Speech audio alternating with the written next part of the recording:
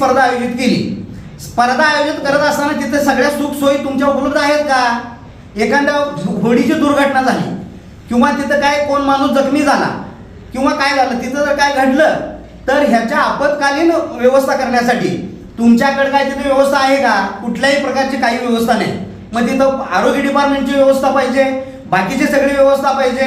आलेल्या लोकांना तिथं समजा सगळी लोक तिथे एकत्रित जमली, तिथं मोठा पाऊस चालू झाला, तुम्ही काय तिथं निवारा शेड उभा केले का? काही नाही. आज तिथे सिनियर सिटीजन तिथं ते स्पर्धा बघायला येतील.